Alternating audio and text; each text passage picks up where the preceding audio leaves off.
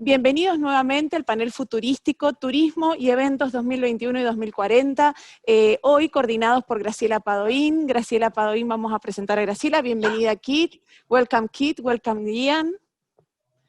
Graciela Padoín es consultora, asesora. Graciela tiene más de 2 décadas trabajando junto a varios destinos en las Américas, donde también colabora con la asociación LATAM de CVB'S, con Destinos Brasil y con el proyecto Destination Next. Se graduó en turismo, tiene un máster en marketing y posgrado en inteligencia competitiva, habla 5 idiomas y fue la primera latinoamericana certificada CMA, especialista en marketing, gestión y desarrollo de destinos por la Destinations International. Sus hobbies son correr, cocinar y renovar votos con su pareja alrededor del mundo, de acuerdo a las distintas culturas y tradiciones. Contanos un poquito más de eso, Graciela. Bienvenida. Well, I accept recommendations. So we've been getting married in a Blue tribe in an Indian ashram.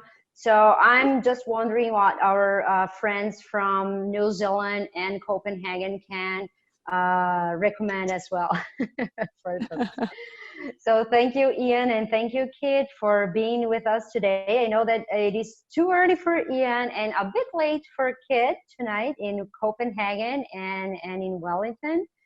So let me introduce you both now. Thank you, Silvana. Can we just have the Professor Ian CV? I don't know who goes first. ¿Podemos poner en pantalla los currículums?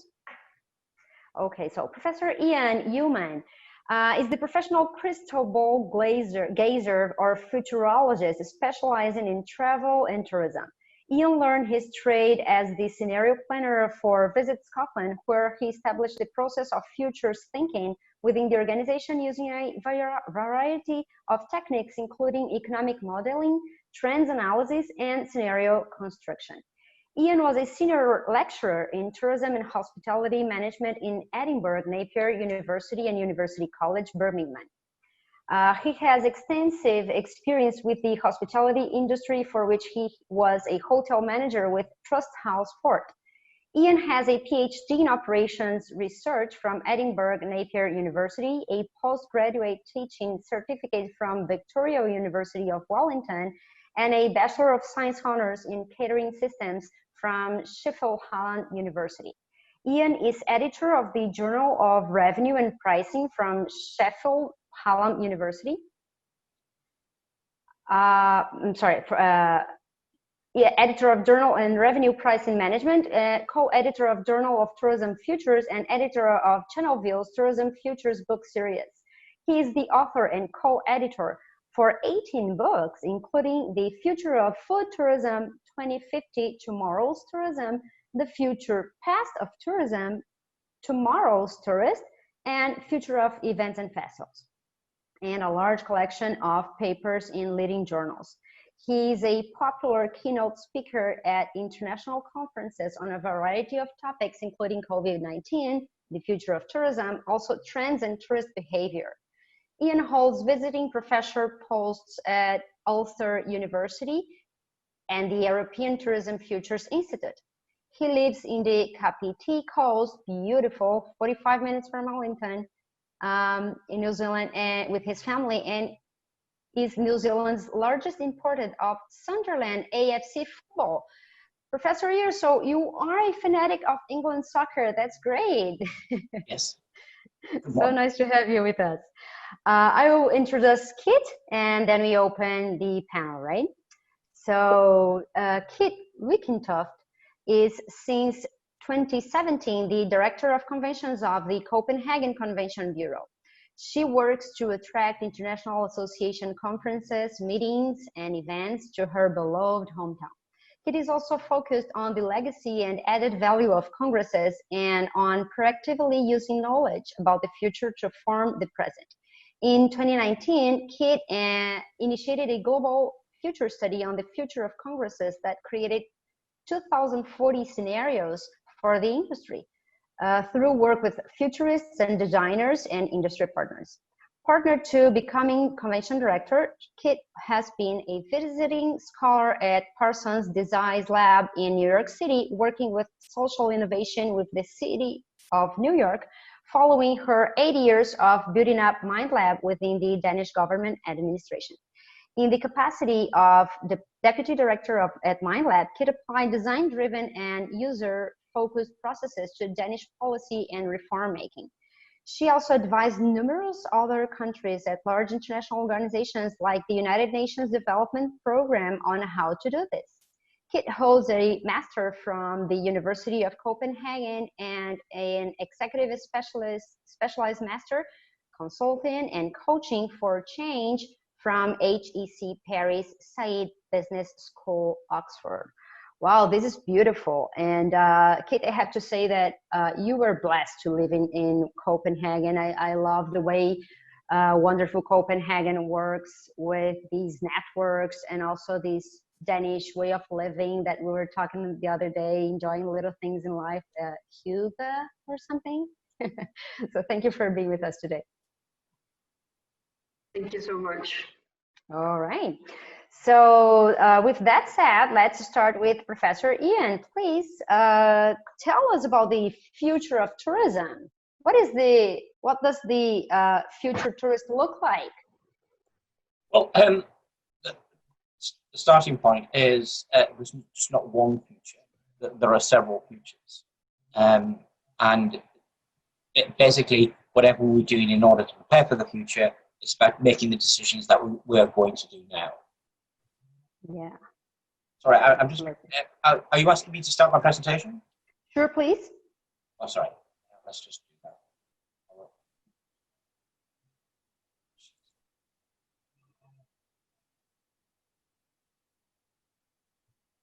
You can share your screen, and we're all set.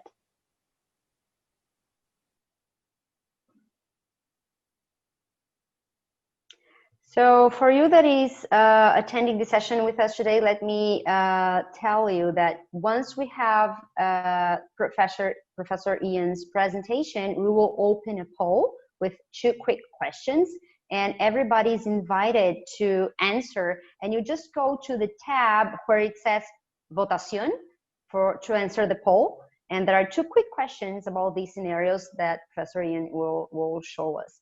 And once we have Kit's presentation, we will do the same as well. So we do have another 2 quick questions. We do want you to participate and let us know what you're thinking about these scenarios for tourism and for the meetings and events industry as well. So now let's listen to Professor Ian. Great.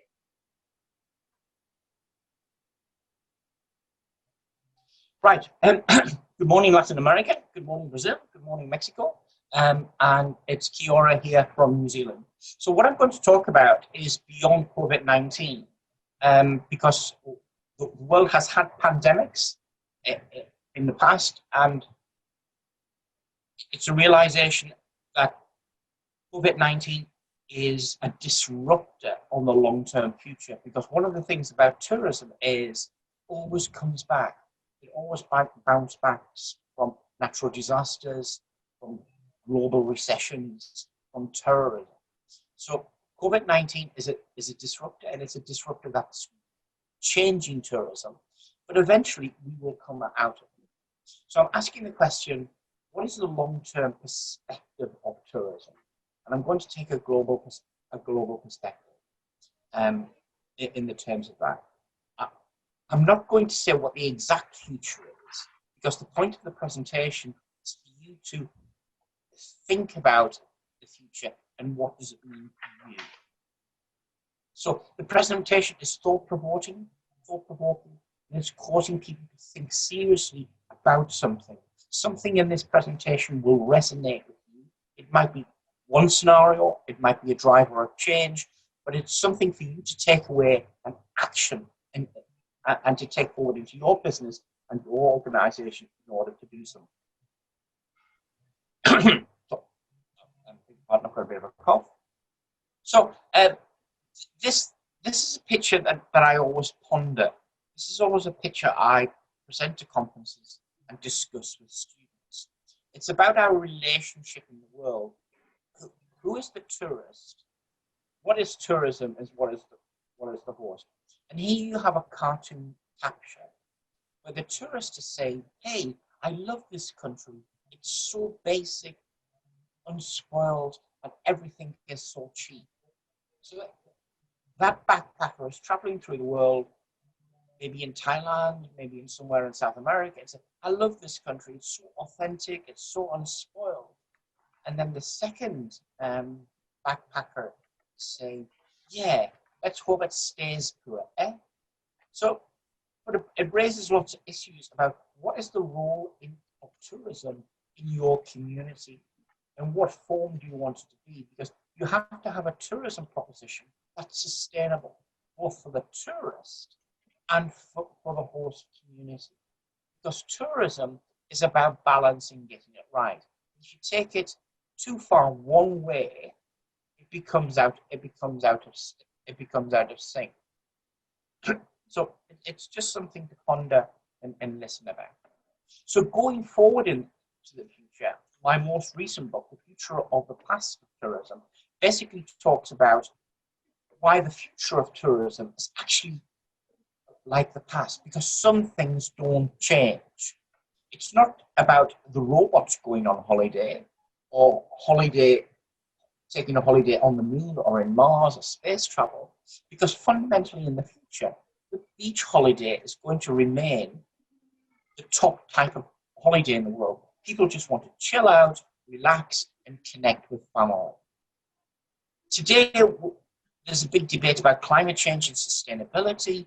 We're still going to continue to fly because tourism is fundamentally about mobility.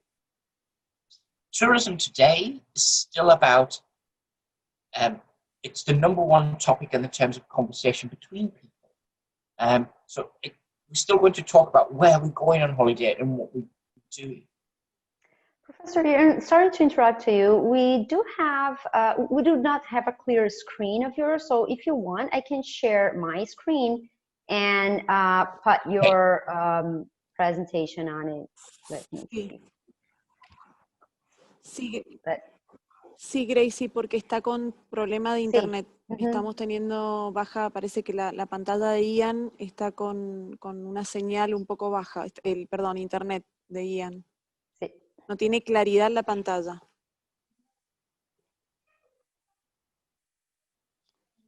Tendría que Ian dejar de compartir para que vos tenés la presentación, querida Gracie. Once you stop sharing your screen, I am sharing mine, and you just let me know when I should change slides. Perfecto, ahí está, ahí se ve hermosa. Much better, Gracias. right? Thank you. Sorry for interrupting. Can you hear me? We can hear you perfectly. It was just the screen, but okay, we're good to go. Yeah. Right. So basically, what I'm trying to say, if you look at, I'll just repeat this slide. Sure. My latest book, The Future Past of Tourism, basically takes the proposition that the future of tourism is the same as the past.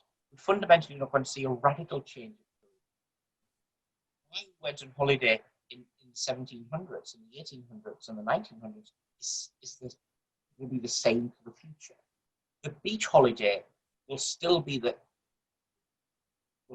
top type of holiday we go on. We still want to chill out. We still want to relax.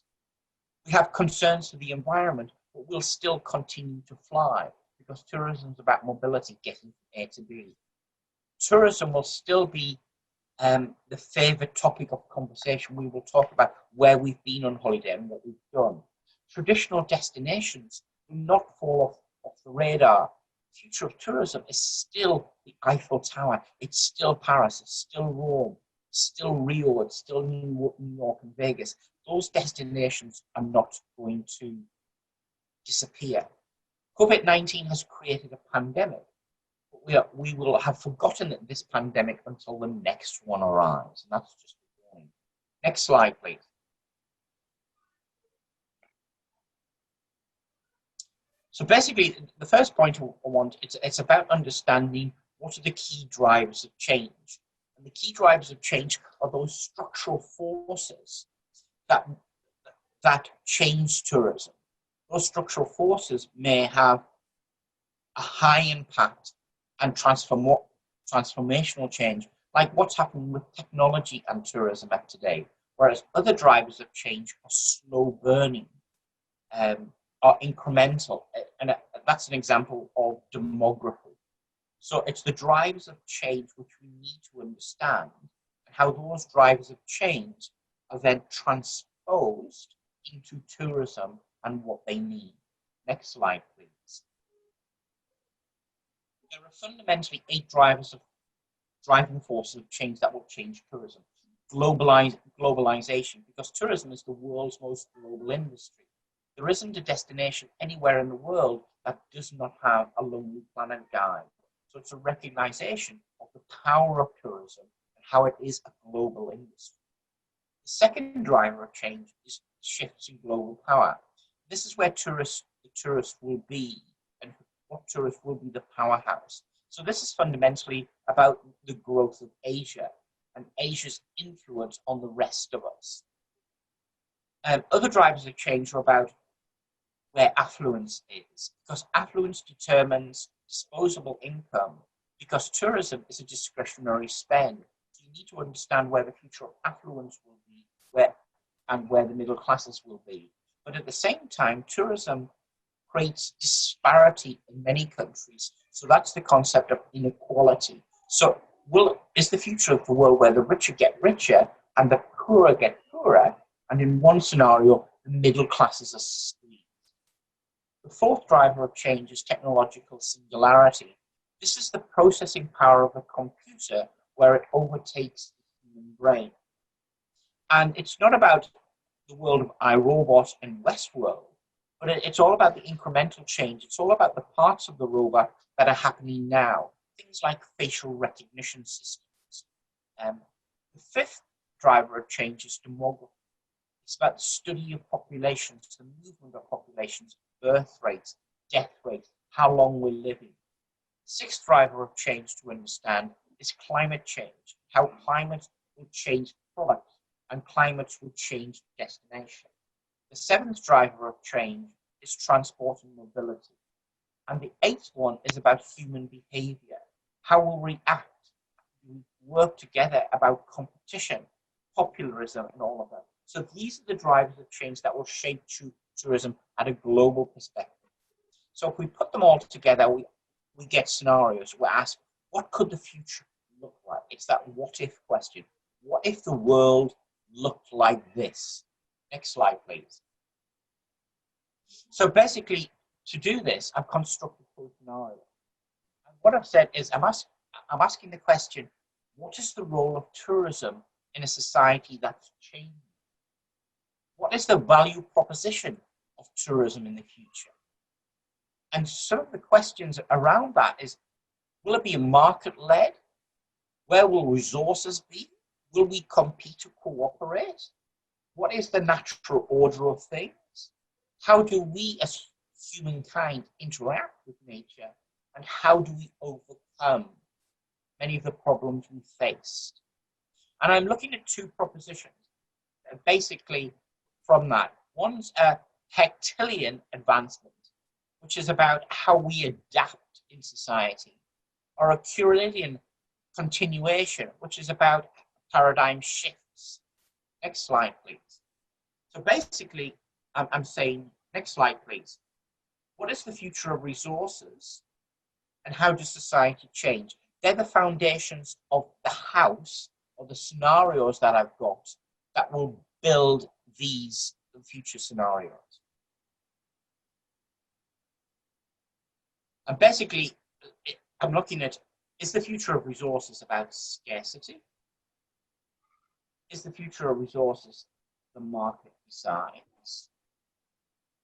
Is societal change about a continuation of the present? Or a society of change about a fundamental advancement? If we put these all together, I get 4 scenarios. Next slide, please. Basically, scenario 1, the focus becomes aging society. What is the influence of demography on the future of tourism, of aging population? It becomes that prominent. Scenario 2 is about the extension of capitalism. It's crazy, rich North Korean, basically a divided world. Scarcity of resources in scenario 4 is about what are the decisions we need to take for the right way forward? What is the responsible future? And Westworld, if you've seen the science fiction film, is about technological singularity, a complete transformation of society based upon technology. Next slide, please. So these 4 scenarios represent something. Aging society, it's asking the question, what proportion of all people do we have in total populations? What does it mean for GDP productivity? And as a consequence, what are the tourism trends that we've got? Crazy Iterations is about the rise of capitalism. It's about the super rich, but it's also about a more divided society. It's all about a world evolves like tourism's like apartheid in South Africa. It's a world of gated communities where hosts are servants to the rich. Whereas scenario 3, the right way forward, is about responsible tourism. Scenario 4, technological singularity, is about a theme park, about technology. So let's look at the 4 scenarios in detail. Slide 1, please. So the first one brings up a number of questions. Aging society brings up the rich have got richer, but the poor have got poorer. And if we look at many demography studies, around 2040, we're going to see a flip point where society does not progress. Society actually gets poorer. And basically, today we're retiring with wealth, but at that point where we can't, where there's too many older people in society, the state can't afford the status quo. So we see a lot more inequality in society, and we see pensioner poverty. So it's a big transformation in society in this scenario. Next slide, please. And if we take this, each scenario has some sort of opportunity. And if we look at aging societies, and if we look at the baby boomer generation, if we look between now and 2030, we see them retiring with wealth. We see their assumptions about what they do and how they play change. It's a society which is, I'm 65, but I'm going to do the exact opposite of what my parents did and what my grandparents did. I'm going to enjoy this retirement. I've got wealth, and I just want to do something. So age-based assumptions change. So let's think about the 80-year-old bungee jumping in New Zealand, for example. Next slide, please. One of the things about aging society is about how labor markets will change and what the impact of that will be. Because fundamentally, for example, in New Zealand, 70% of those who are employed in the tourism industry are under the age of 30. But with demography change, that labor supply dries up. So you have this squeeze at the bottom end of the market in the terms of those that naturally do those jobs. And you may have destinations that close because they can't find professional labor force.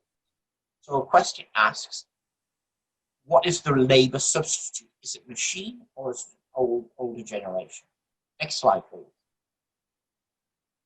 One of the changes that we're seeing in a demography perspective is about the move from the horizontal family to the modern vertical family as a trend.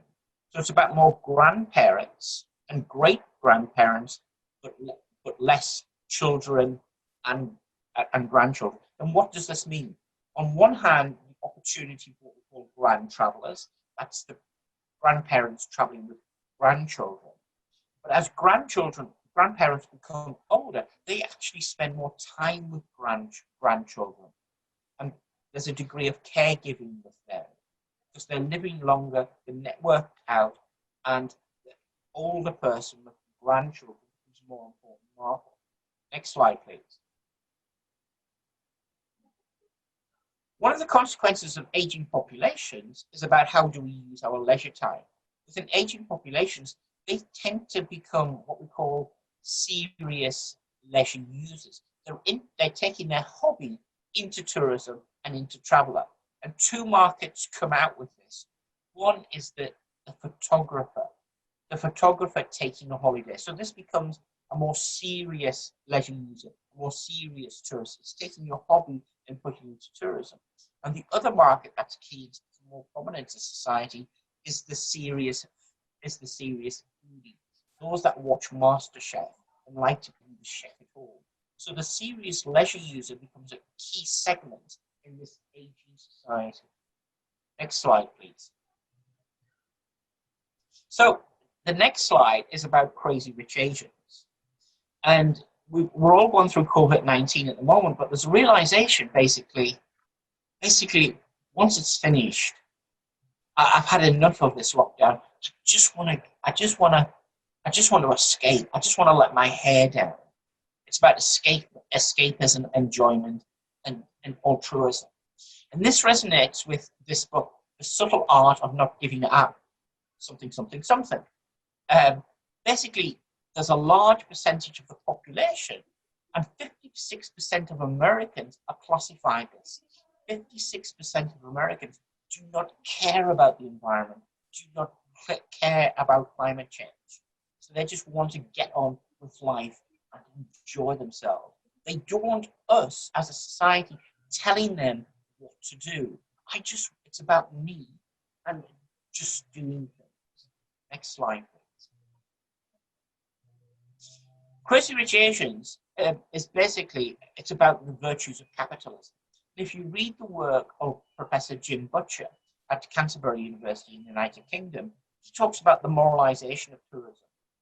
That there's a large body of us in tourism which are taking a very altruistic society, telling the majority what to do. But Butcher advocates capitalism promotes choice. It promotes the ability of people to decide what they want to buy, how much they want, where they want to live, and where they want to work, and so on. Capitalism is good, and capitalism decides what tourism is. And fundamentally, tourism is a capitalist system. The market decides on where we want to do, on what to do. Whatever governments do, it has no resonance. Governments can only influence tourism to a certain extent. It's capitalism that decides where the markets will go and who will go on holiday and what. So next slide, please. At the same time, one of the virtues of this is me on holiday. Wealth is good. With high levels of disposable income, in this scenario, it's all about the desire for new experiences. Tourists want novelty and seeking something new.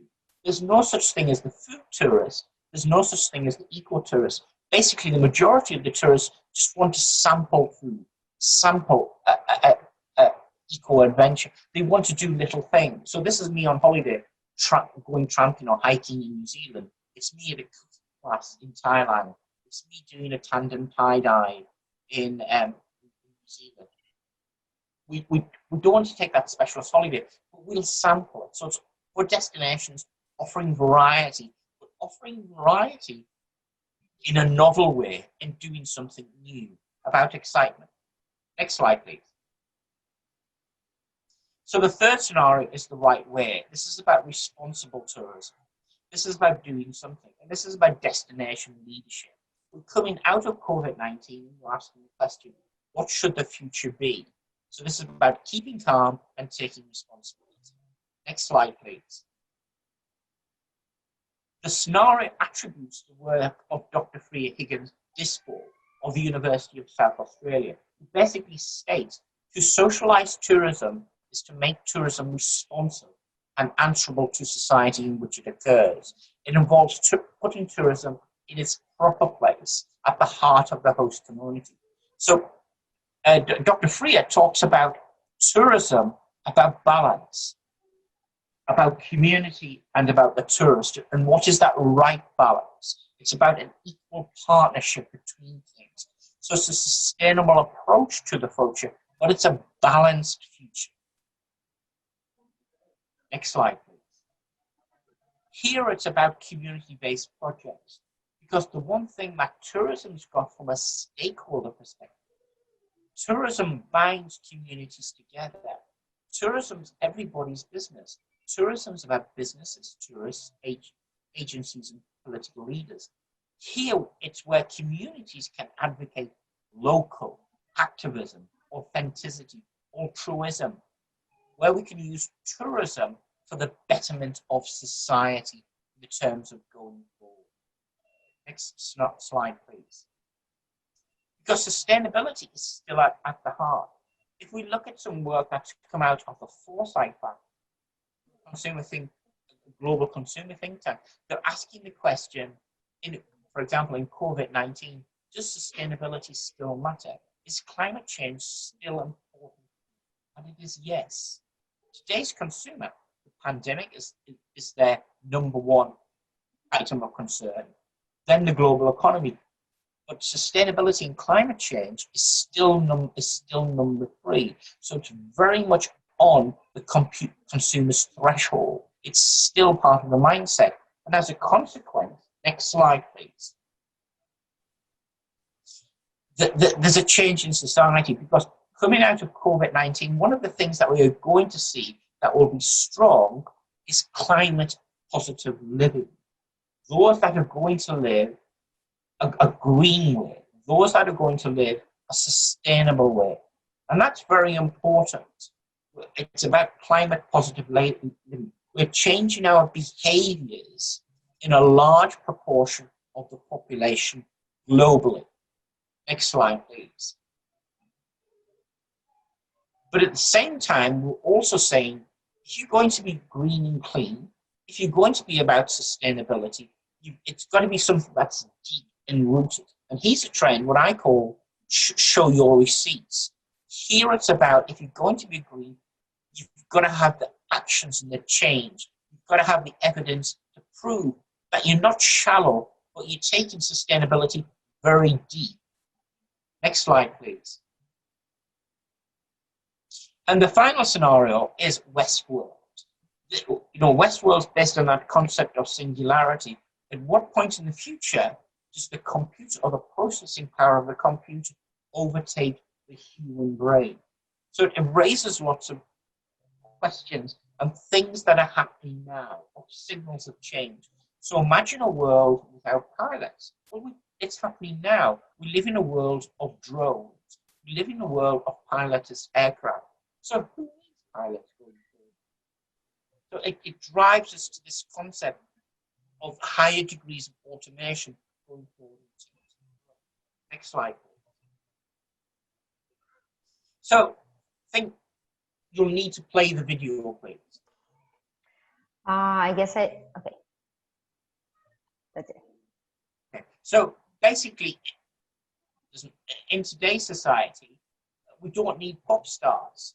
So this is one of the Japan's top pop stars, Hatsuko Miku. She basically fills stadiums. She's fundamentally just a hologram.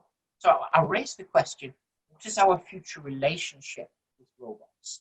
What's our future relationship with technology? Because we're starting to view technology and the image of technology as very much part of our family. Technology has become our friend in the terms of what it is, in the terms of where it goes. It's very much like. Sorry, Professor. Could you please? Sorry to next interrupt. slide, could please. You please say all that again, because we couldn't hear you while the video was on. So Sorry, kindly ask you to say that again. Thank you. If you look at the video, sorry, this is Matsu Hiku, who's a top Japanese artist. She's fundamentally just a hologram. But it basically says to us, what is our relationship with technology? Basically, technology today is seen as a person. It has attributes, it has behaviors. It's part of our family, it's part of our friends. We do distinct between that holographic image as a technology sphere and as a person. So we are going to a concert today to see this recreation of this image in this popularity in this music. So next slide, please.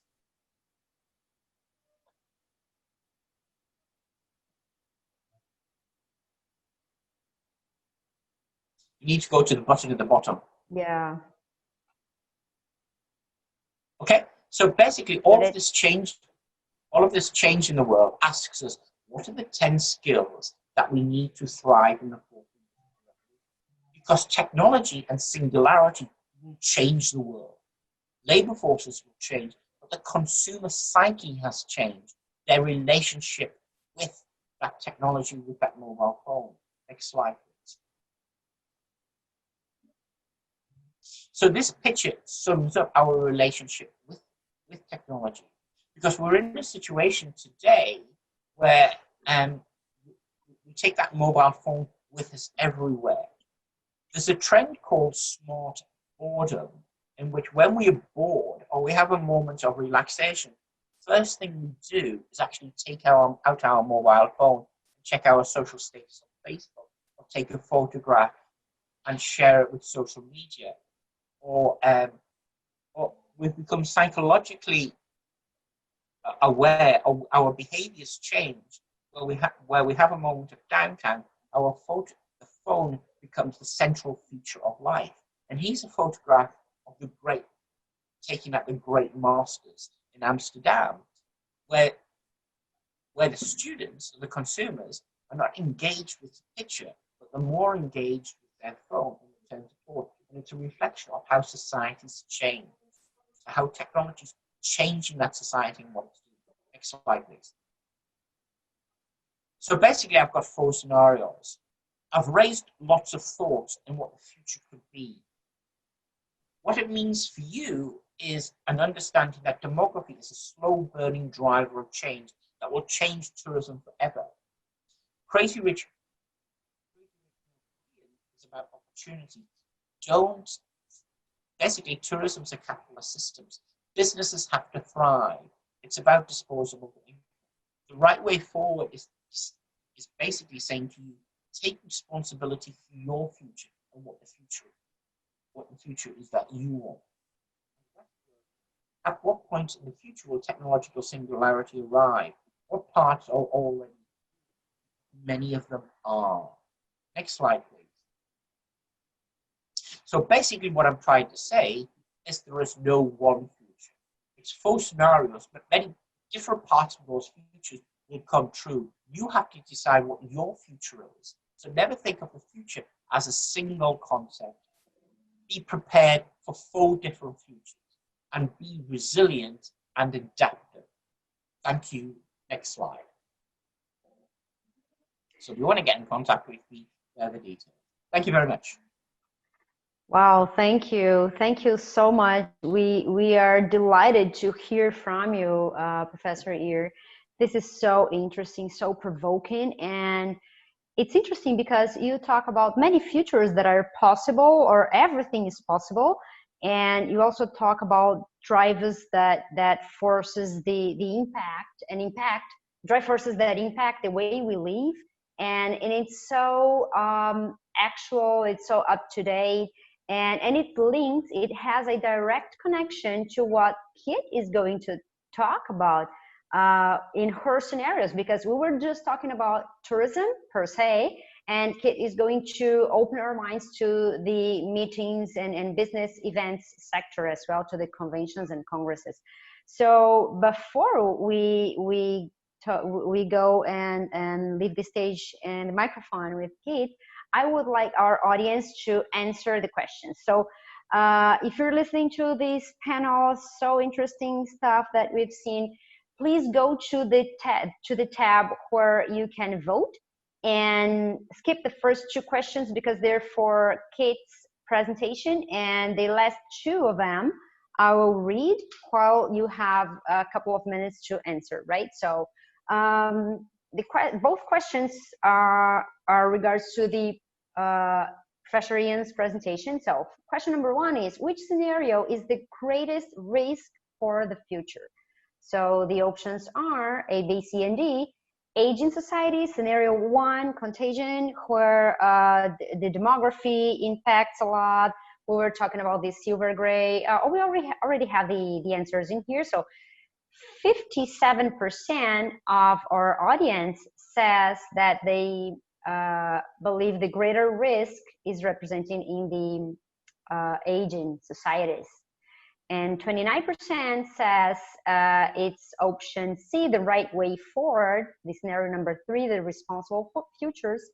Then the 14% of our audience says they believe the crazy rich North Koreans is something that shows a higher risk for us. And nobody thinks of the West world as a possible scenario risk. That's great. That's great. All right. So let's go to the next question. Next question is, which scenario do you think is likely to occur? What's going to happen? So the poll is open. And here the answer, very, very, very similar to the potential risk. So what the audience says is that the scenario they think most likely to occur is 50% said is the right way forward, scenario number 3, responsible futures. And then we have 38% saying that the West world is the scenario number 4, technological singularity is something that may occur. And 13% bets on the aging societies, scenario number 1, and nobody's betting on the crazy rich North Koreans, the scenario 2, with a divided world. That's interesting. That's very interesting. They're not likely a lot at all. So, Professor Ian, is this similar or different to your previous audiences that you've been doing similar presentations? I know that you've changed. This is a completely new presentation. You're writing a new book. Have you run this poll before? Have you seen similar thoughts around the world? No, I've got similar scenarios, but I think the content in the polls says a number of things to me. The slow burning trend that's happening in society is definitely demography. Because tourism is fundamentally about disposable income. Growth in tourism, spend in tourism, tourist choice is all about the level of income and economics that the tourist has. And demography is probably, it's the long-term slow burning trend that will shape the future. Basically, as I said in the presentation, around 2040, demography will have a significant impact on tourism.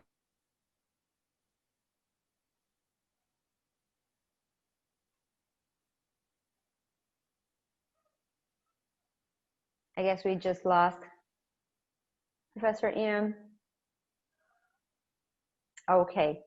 What we're going to do now, we will turn up over to Keith, and let's make sure that Professor Ian can reconnect with us in a minute.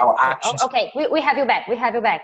We lost you for a minute. So you were saying about some significant impact and some slow shape, something that will slowly shape our reality, our futures is demography. Could you just comment on that again? Your line was breaking.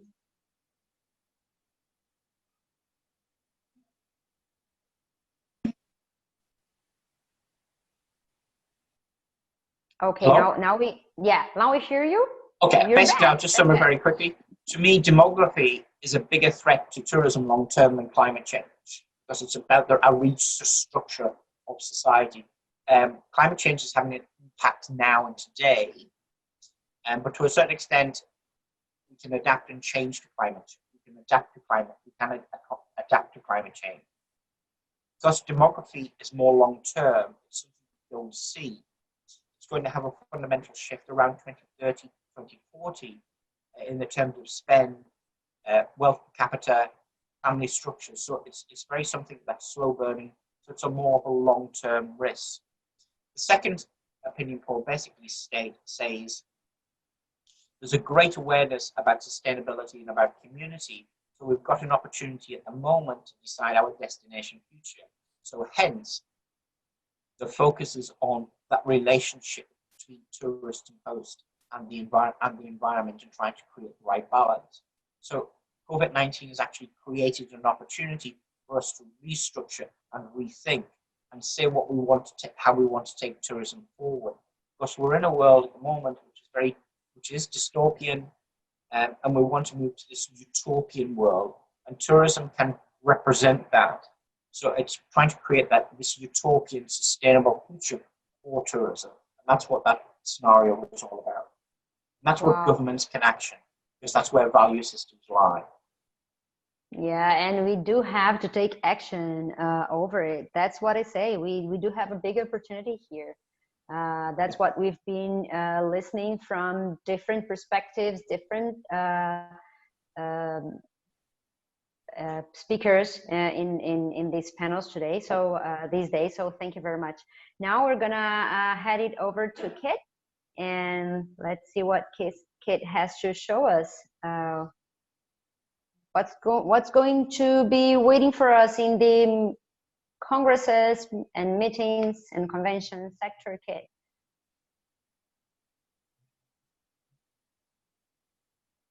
Okay, hi. Do you see the screen? Yes, yeah, we see and hear you perfectly. Okay, great. So, buenos dias a todas. Thank you very much for inviting me to share with you today. I wish I could have been with you in a part of the world that I really love, but the world is different for the moment. So I agreed to fill you in on an in-depth piece of research study that we conducted in a unique collaboration with the future scientists and designers by Copenhagen Convention Bureau and the Cities Global Alliance. We did the study throughout 2019. We decided to put future on the agenda because we saw a lot of transformative change out there happening in societies in the world. Meanwhile, the meeting concept and the association structure and the value proposition has essentially remained unchanged in the meetings industry for a very long time. So we saw a schisma there that we wanted to address. The result of the research was 4 equally probable scenarios for 2040 that spell out potential futures for our industry. The study was finished, and I need to say this, before the pandemic broke out, but that just made the scenarios even more relevant to us, as COVID-19 actually enhanced some of the many underlying megatrends that in a lot of centers made 2040 become 2020 all too fast.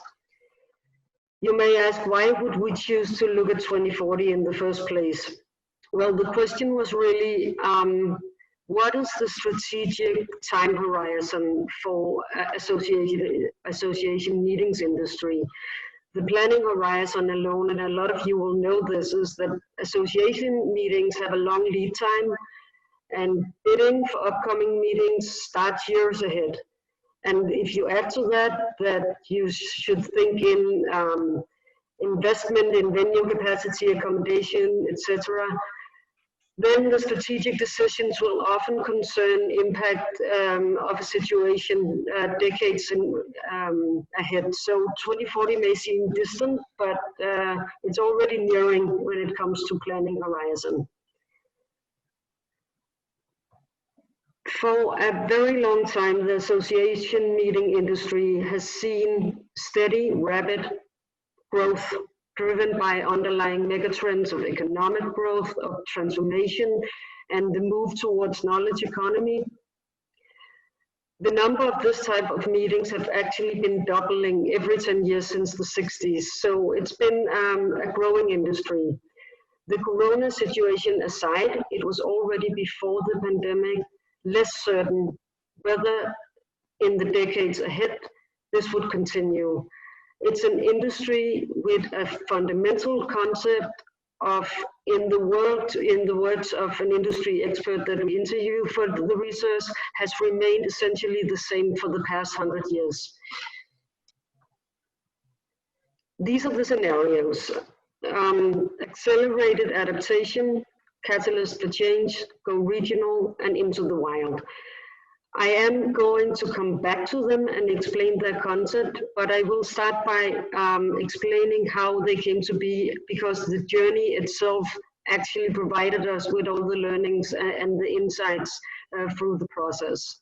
So we started by looking at societal megatrends, what Ian called driving forces of change, a lot of the same.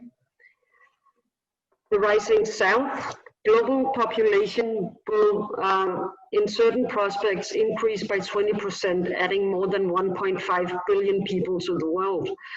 And almost half of that increase will be in Africa, most of the rest in Asia, excluding China. And India will become the most populous country in the world, replacing China. At the same time, as Ian mentioned, also we see an aging of population that will be a global phenomenon. In some prospects, the number of people over 60 will double from 1 billion to 2 billion. So that's a lot of elderly people. Urban population will increase to almost 2/3 of the global population. 90% of that urban increase will be in Asia and Africa. China will be the world's largest economy with a share of the global GDP of 25%, and India will be second. The global middle class will double, more or less, and this means social transformation in terms of education as a norm, female job careers, material betterment, nuclear families. Then we have the Anthropocene, as was also mentioned, global warming, resource issues. There will be critical challenges on the agenda in terms of this, and it will impact global travel and transport, and hence it's very likely to impact the meetings industry. Technology is going to transform everything. It's not only artificial intelligence and robots, genetic engineering, nanotech, and replace jobs in many senses. It might disrupt well-established companies, industries, life patterns, and not least the way we interact with each other. And how rapid this has become a very tangible reality in terms of digital meetings continues to amaze me. I mean, in just 6 months, we've all been online. As technical innovation, economic growth, and changing social patterns transform the economy, the nature of work, the future of work, and job conditions will change too. And this very much goes for the broad segment, made up by professionals that also form the members of our associations and hence the delegates at the congresses. We already see a trend towards more frequent professional congresses, partly reflecting the need to keep up with the pace of the development. And the newest trend that has accelerated some of the others, but also in turn has been accelerated itself by the other trends, is pandemic diseases and the huge disruption that this has brought on the world. The forecast is that we will see more of these type of outbreaks, and we will need to be prepared for what they entail. When the future hits us at accelerated speed, like in this case, it's even more relevant to have scenarios outlined in order to be prepared, because the future can change in a minute. Let's take a look at the business trends that also pose challenges and opportunities for our associations, let alone the ultimately challenged business model that associations rely on currently and that suffer due to the pandemic. Membership, recruitment, and retention have been constant challenges for associations in a long time. An example, take the American Medical Association. It used to organize 75% of American doctors, and today the number is 15%. That trend is known to many traditional associations. Many associations also see their traditional offerings to members like networking, community updating on professional knowledge. They see that offered by other sources. Also, new approaches and models may arise from emerging countries where professional associations are not as deeply established as in high-income countries. And individualization is one explanation to this. Younger generations do not automatically identify with collective organizations. They are more critical and demand value for money and value for the time that they invest. And also there's a tendency for the young generation to not join organizations, but to join movements and causes rather than organizations. And finally, a number of traditional associations are historically male-dominated, and with more women in professions, we also see a tendency to new demands on the rise on that account. With all this in mind, let's move to scenario making, because creating scenarios for the future is not an exact science, and there are many ways to organize the construction of scenarios. Megatrends and business trends are useful building blocks, but so is creativity and so is common sense. We have to choose the methods that you use when you create scenarios, and there are many to choose from. We chose the scenario matrix method, as you also saw in Ian's presentation. And we defined 4 scenarios because 4 are sufficient to create a future space of possibilities while still maintaining a certain overview and balance of what you have at hand. First and foremost, a lot of research go into scenario making, both of course desk research into numbers and analysis and industry reports and trends, but also qualitative research that in this case ran over a 7-month period. We did a number of expert interviews, we did a number of workshops with participants from the industry globally. And we had around 100 participants who contributed their insights, discussed, and also qualified the rougher scenarios. 2 general methods for working with the future are important to understand. One is foresight, and another is backcasting. With foresight, you identify and predict past and present trends in order to gain an idea on the possible future space, as I mentioned. Backcasting is the exercise of asking what we should do today, given the future image that our foresight produces. So where would we like ourselves to see the future if these are the possibilities? This you can discuss, with this in hand, you can discuss your present path, and you could outline it in plans, initiatives, strategy, medium and short-term objectives, and even areas of responsibility.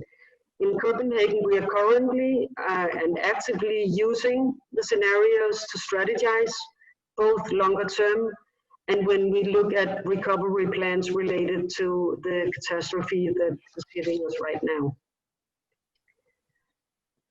As said, we chose the matrix method, or the 2x2 scenario method. You identify 2 important dimensions of uncertainty. You represent outcomes on a line continuum, and there's one outcome represented at one end of the spectrum and another at the other end of the spectrum. And by crossing the 2 lines, you get a 2-dimensional grid with 4 quadrants. Next, you create the scenarios by imagining, by describing what the future will look like in each of the quadrants. And in defining the 2 scenario dimensions or axes, the task is to identify decisive drivers whose direction are uncertain and at the same time of great importance to the development. Uncertain and of great importance. So we have chosen to focus on a pair of dimensions that can be said to be defining the working space for association meetings.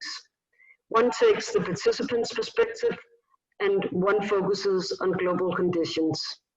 We call them people/participants and societal structure. They represent two essential and uncertain questions to the Congress industry of the future. Why will we meet and how will we meet? And both of those questions could not be more burning in our current situation. Let's look at people participants. Why do people meet? Will professions develop in a deepening way, or will they widen and be transformed by the new conditions? It was a little bit like the replaced pilots. What should they do in a space where their deep professionalism is now transformed into a robot and they may need to reskill into something different? So that's this continuum. Deep professionalism, new and broad professionalism. Right. Societal structures. As a fundamentally global industry, the global development is all important to the future of congresses. When structures change, then the way people meet change. At one end, modeling through, we have the outcome where change is sufficiently manageable and existing institutions prove sufficiently resilient and able to absorb and adapt to change. Stability, trade, security, and predictability are top concerns to all significant actors. To the bottom, we have a more fragmented picture. Globalization is challenged by regionalization, rivalry, inward orientation, economic policies, technological systems, infrastructure, and culture develop more independently in different parts of the world, and the various big powers dominate their respective regions and shape regional institutions accordingly, while global coordination is weakened. When we put the two axes together, you have four alternative futures, each defined by a distinct combination of people participants and societal structures. The scenarios mainly differ from each other by those two dimensions, but other factors like the megatrends are present and act in line with the scenarios of the four different futures. In no scenario, for instance, is technology less advanced or insignificant. In no scenario will Asia not have assumed a more significant economic position, and so on. Still, megatrends technology may develop differently depending on which combination of people, participants, and societal structure and which quadrant we are in. So now you may want to take notes or whatever, because you will need to remember some of this to vote a little later on. Here we have the four scenarios, and accelerated adaptation is what we call a baseline scenario, because that is the scenario that most resembles the world as we know it, or at least as we knew it before the pandemic. The dimensions are deep and specialized professionalism and modeling through a stabilized world situation. I'm going to read to you each scenario. So now I'm reading the first. People have always met and congregated, and so they will in 2040. Association meetings remain a strong concept, continuing its long-standing growth record based on a continuous and accelerated adaptation to the demands of time. The trend in 2040 is continued growth in association meetings, strongly focused on deep professional issues and highly personalized to each participant. State-of-the-art knowledge sharing, tailor-made individualized programs go hand in hand. The scene of congresses is changing, but remains recognizable.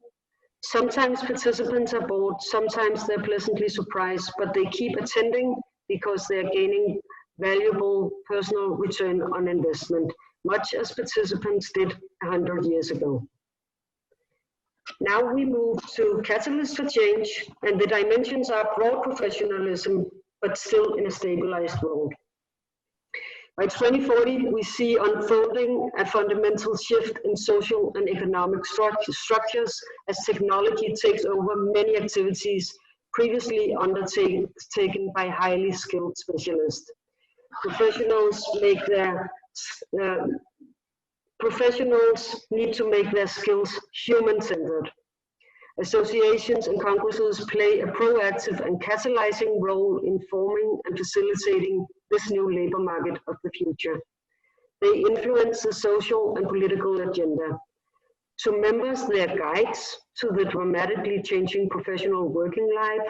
They are portals to the new type of professional excellence and perspectives.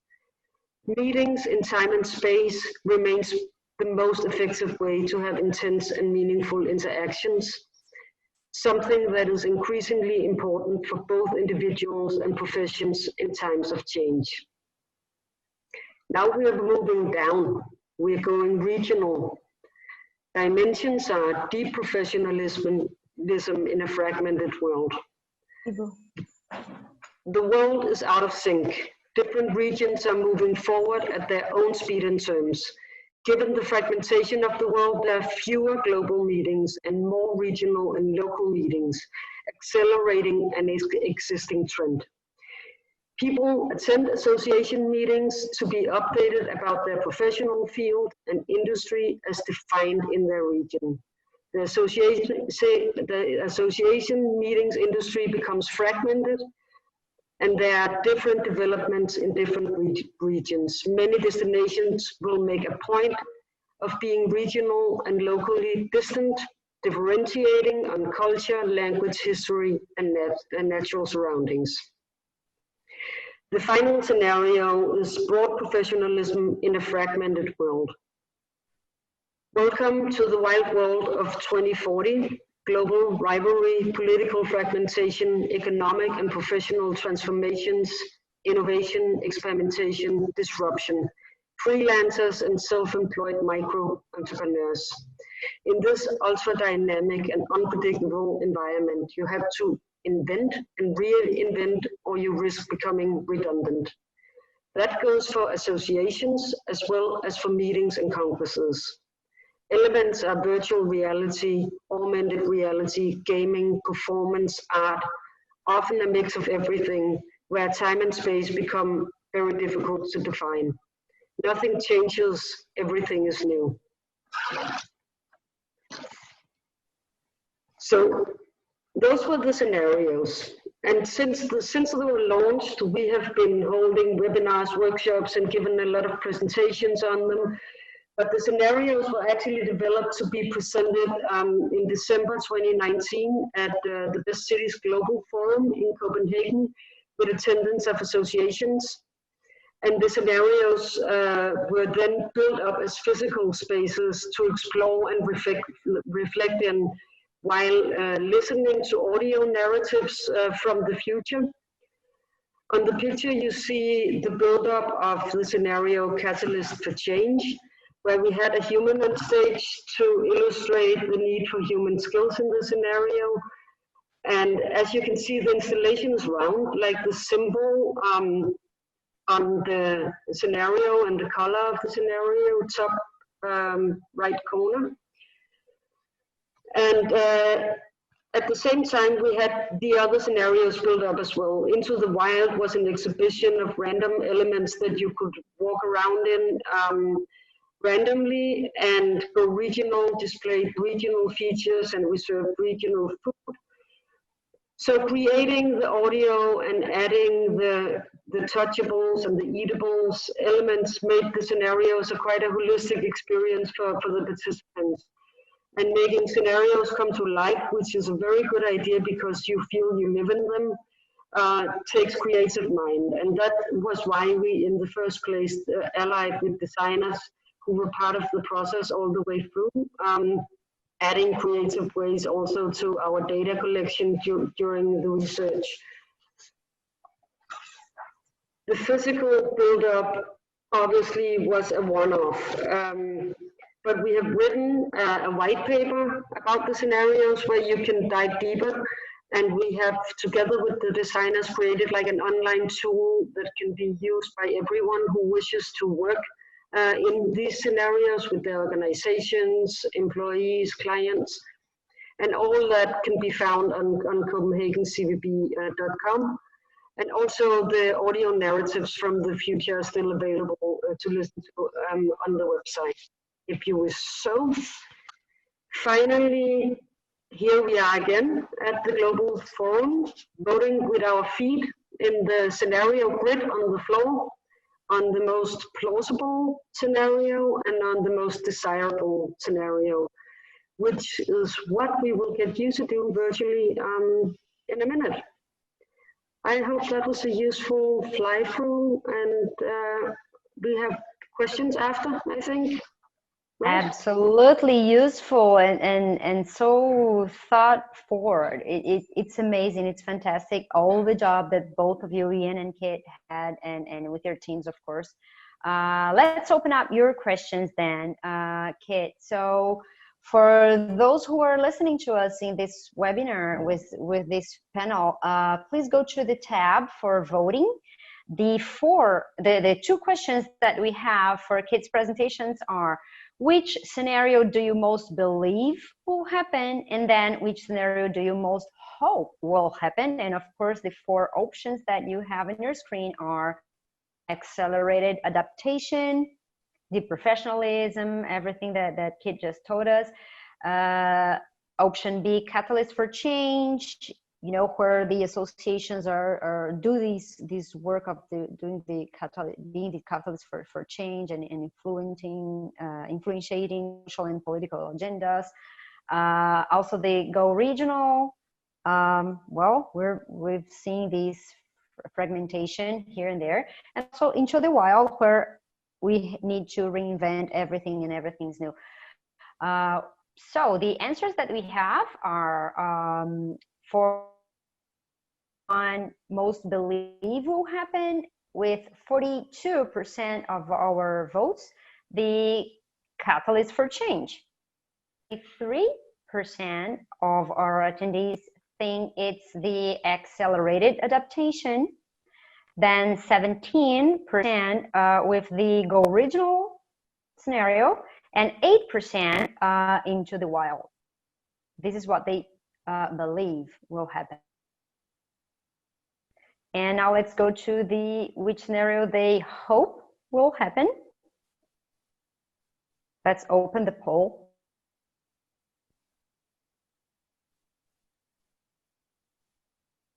Same scenarios: accelerated adaptation, original end-to-end, into the wild. So the answers we have, well, 33% hope will happen the acceleration. 33% also think go regional is something good to happen.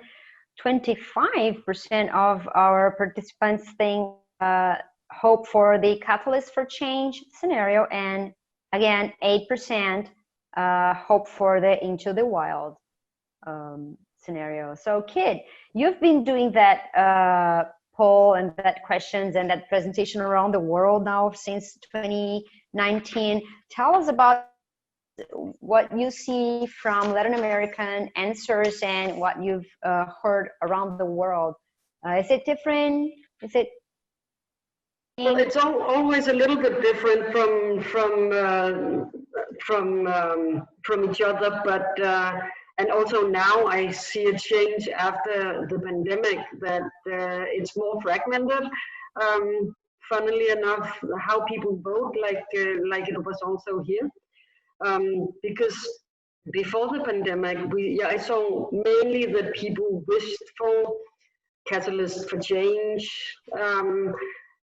Sometimes when we had many Asians in the room, go regional was also a big wish, but I think that was mainly due to the fact that that Asia is quite regionalized already when it comes to association meetings. So that could be an explanation, but interesting always to see where people place it. And as Ian said before, I mean, there's no one true world here. The answer is both somewhere in between them, but also it is what you do today that will actually create the answer to how the future will be, at least a little bit down the road. That's fantastic, because actually we do have to take responsibility for everything. Like just a little bit that I can do and you can do and everybody can do to educate our nations and the people that is working in our industries. It can really create an impact in the longer term. Yeah, that's fantastic. So you have a lot of questions from the platform that we've been receiving. And I will start with Professor.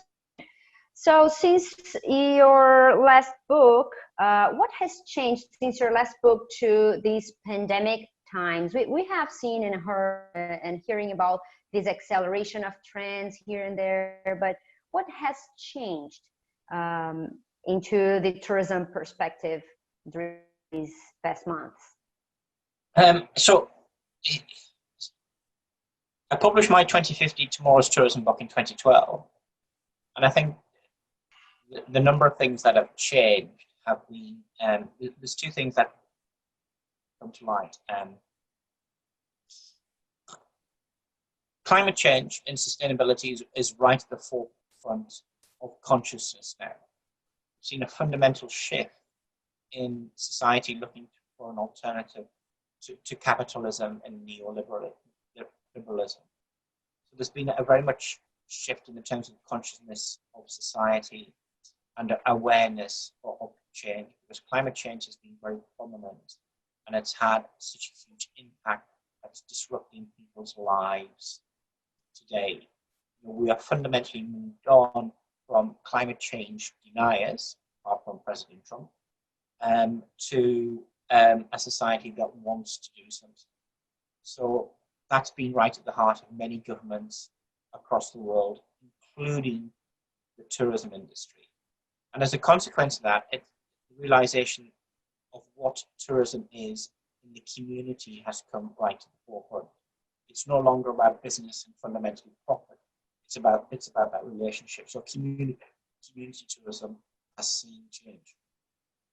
The other change that we've seen is we've seen more changes in technology in the last 5 years than we have seen in the last 200 years. So the concept of, and what's brought that about is probably everything that's happening with technology, things like automation, self-driving cars, facial recognition systems. All of these have become very much mainstream and not on the fringe. That technology has now converged. And as a consequence of the conversion of technology, so for example, we just look at what the shape of the smartphone is and what the smartphone has done for society.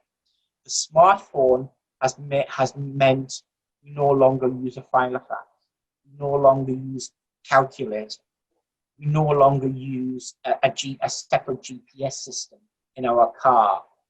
The mobile phone has basically led to the closure of many newspapers around society. So we've seen many changes in society as a consequence of technology. So technological singularity and climate change sustainability have been fundamental. The two changes that have become more prominent in the last 10 years since the last publication of my book in 2012. Yeah, that's very interesting. We are getting used to these new norms, and we are now starting to think a little bit more about our communities as well. Not only the way we consume, not only the way that all these mega trends will impact it, the way we travel and transportation and technology, like you say. And it links to everything that Kit has said also. So Kit, I have a question for you.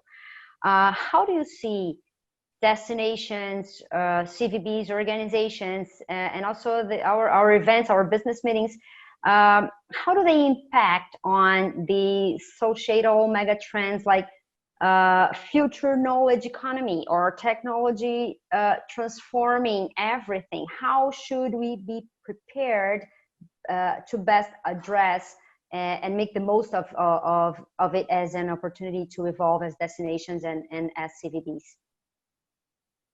Right, that's a big question, but but I think there's no doubt, of course, that we need to, as destinations, to become fully upgraded on the digital systems. We need to have, that's a hygiene factor in the future, that we have, high-speed internet, that we can actually do the digital or hybrid formats. And when I say hybrid formats, I think that can be so many things. So that's a study in itself. What formats will congresses of the future take? And what part should destinations take in actually developing those new formats? I think it's highly important that destinations engage in the big question of the next business model for associations. Because if associations don't have delegates as it is today, then they have to reinvent themselves and find new revenue streams. And we need to engage ourselves in that. We all have the same interests, and we want to meet face to face as soon as possible again. And I have no doubt that that will happen, but in what scale and exactly when, nobody has a crystal ball. Yeah, we definitely would need that crystal ball, right? But it's very interesting, like you said, or it's so important to have this exercise and think about the future and have these elements, these possible scenarios that both you and Ian are sharing with us to be prepared for this recovery. It's so important to drive and guide our new strategies and the way we are transforming our services, destinations, organizations, right? So next question I have, it's for you both, and it comes from Carlos. What's needed and what's expected in the years ahead for a more sustainable tourism and the meetings activities as well? What is expected from us? Right.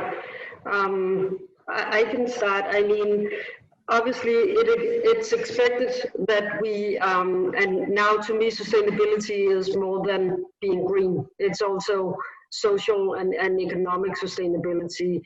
And in that sense, I think that first and foremost, we need to recover because people are losing their jobs right now. And that's not sustainable in any sense. And when we rebuild, we should rebuild green. I mean, events of the future are green. And again, it's a hygiene factor. It's something that will be expected by clients around the globe, that we actually can do that in a sustainable way. When it comes to flying, that's obviously not green to fly a lot. And I think that we will see travel patterns where people more and more combine business travel with leisure travel, because if you need to choose and only get to fly twice a year or whatever, then you also pick your choices in terms of combining business with pleasure. It's just a guess, but it's as good as any. Pleasure, good. Yeah. Ian, how do you see what is expected from us for a more sustainable tourism in the years ahead? I think if we talk about the context of the next 5 years, I think the key issue is about where will COVID-19 go? And I think we're in this situation at the moment where I did some scenario work around COVID-19. When I talk about COVID-19, the more short-term future, it's basically I think of tourism very much like a colony, or destinations like colonies where the world outside COVID-19's out there, and it's how do we live with it? how does it adapt? Because to a certain extent, COVID-19 or the next pandemic could be like the common cold. We do not have a vaccine for the common cold, so we have to ask ourselves, how do we live and how do we adapt, and what this new adaptation means for society. So on one hand, it's about how tourism will change. And in order to understand that, you need to ask the question, because of COVID-19, which trends are arrested, which trends slow down, which trends are accelerated, and what trends are new in society, and understand the tourist and the consumer and destinations within that context, in that context of how those drivers of trends change within a more short-term world. So our behaviors change in what we do. Most destinations from a tourism perspective have gone, when you have a moment of crisis, they ask the question, what is the future? And we have a very strong presence psychologically to move our behavior to a responsible future. So many destinations across the world are moving more towards a sustainable future, responsible future, the relationship of tourism at government level in terms of trying to do that. So, and that's where the action and change will go. But at the same time, it's what becomes the new norm over the next 3 to 4 years, because COVID-19 is creating not a recession, a depression, which will really change society. And where does the long tail go? So it's understanding those trends and how will they be different. Oh yeah, Darwin said we need to adapt, right? That's Yeah. beautiful. We have a question from Paul Valley, and by the way, it was great, Kit, to see Jane from Best Cities in a few pictures. My former colleague, I used to work with her in Paul Valley as well, and he's asking, how has COVID-19 changed the thinking behind this scenario? So, question for both of you: how has this pandemic changed the thinking behind the scenarios? Would you do those differently today if you were studying today, Kit? Right, we would probably take into account that there was a pandemic, I guess, but as method and approach, no, because the other mega trends that we see in society and the other business trends remains the same. It's just a matter of speed, as Ian mentioned, what's enhanced, what's slowed down. So we might, get a slightly different result if we set out to do it with a pandemic as a mega trend, because it also changes the time horizons, right? So, but fundamentally, I would say that what we are left with the scenarios is still a tool that is highly useful in a times of pandemics, because it addresses all the other trends that we see. Yeah. Yeah, and you're writing it. Sorry. Yeah, go regional as a scenario was not a popular scenario before COVID-19, and now it's our reality. We are not even regional; we are local, all of us, right? Yeah. So, and that may not stay that way. Let's hope not. But it's all of a sudden it became the reality from one day to the next. Yeah, absolutely. So, Ian, you're writing a new book. Are you changing your thinking behind these scenario models because of these pandemics, because of times like this? I think there's two things. The new book will be out later next year. But the 4 scenarios I've presented today will be fundamentally, this is what the world will look like in the year 2050. The world presumes that we overcome the disruption of flow of this present pandemic on tourism. So very much the study I'm doing at the moment is about long-term changes in society. And I view COVID-19 as a disruptor on the present flow. There will be a chapter in the book about the impact of COVID-19 on tourism And there'll also be another chapter in the book about how do destinations respond to what we call responsive scenarios. How do we respond to scenarios given a present event? And those scenarios are a different set, different questions you ask. And they're basically you're asking the question, not what the world will look like in the next 30 years, but you're asking the question, what will the world look like in the next 5 years as a consequence of one particular event? And what you're looking at is how the impact of the disruptor COVID-19 on the flow of tourism, and how deep the recession will be, what is the level of recovery, when will recovery will happen, etc., etc., etc. So it's a different approach. These scenarios for COVID-19 from a short-term perspective are more tactical rather than long-term thinking, which is the set of scenarios which are presented today. Yeah, that makes sense. Well, we are running out of time, and I do have lots of other questions. We would love to bring all of them to you, but so I'll give you just 1 minute to close with your last message. Kit, you have you have done this exercise with so many tactical, concrete initiatives.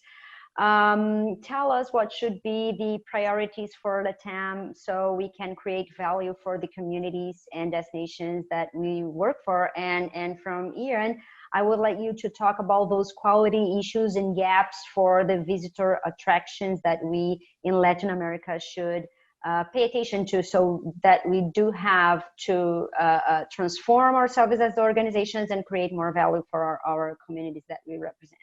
Please, starting with Kit. Thank you. Well, my main message to everyone in the industry right now is share. Share everything that you know, that you produce, because we are not in a place where it's useful to be competitive. We are in a place where it's useful to stand together to beat this. And that is what I have been trying to do also with the scenarios. I mean, whatever you have, don't keep it to yourself. Just go out and share it. Brilliant. Sharing, you are living in the sharing community with more humanized world. I like it. Thank you, Kit. Ian, what's your final message for us? I think the final message is, at the moment, it's about resilience, and any business or destination can't prepare for one single future. It has to understand that the future has an S on the end in the terms of futures. So it's being resilient and planning for all 4 scenarios, because the world is so disruptive at the moment and so likely to change, not just from a year-to-year basis, but from a day-to-day basis. So resilience and preparation is very important. And at the same time, understand how COVID-19 has changed your tourist and your business model, and prepare for the trends and drivers that are advancing or are becoming a lot more prominent going forward in the terms of doing things. Yeah, be resilient, be prepared. I like it. So thank you very much. For those asking, yes, this panel will be recorded and will be on the platform for you to access freely from next week on. And thank you very much for your participation. Thank you. We really appreciate Kit and Ian to sharing your wisdom and thinking forward with us. This was one of the great, if not the greatest panel so far. Everybody was so anxious about it. So thank you very much for being with us today on behalf of the Latin American industry of tourism and meetings. Thank you.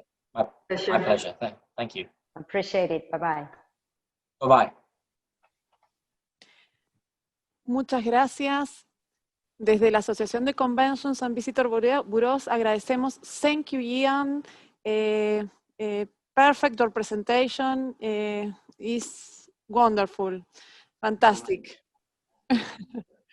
Muchas gracias. Un gusto por compartir todos tus conocimientos con nuestros asociados, con todos los conectados, que hasta el momento en esta sesión suman más o menos, según el último número que me pasaron, 867 conectados, lo que implica que es un panel que ha estado que muy esperado. No sé si querés, Gracie, traducirle a Ian. We had para around que 900 people attending our panel. It was one of the most expected ones. Thank you. Muchas gracias. Bueno, muchas gracias y por favor los esperamos, no sé, vamos a terminar con esta sesión, pero en unos minutitos nomás, a las 3 de México, de Colombia, los esperamos con el panel de UFI y AFIDA, exposiciones. ¿Qué está pasando con el mundo de las exposiciones? ¿Cómo se están reactivando? ¿Y cómo vamos en el proceso de este modo de reactivación de nuestros destinos a través de las exposiciones? No se lo pierdan. Ana María Arango junto a Mario Cajiao Pedraza, coordinados y moderados por Luis Proaño Recalde. En breves minutos seguimos con ese panel exposiciones. Muchas gracias. Gracias, Graciela. Gracias, Ian. Gracias.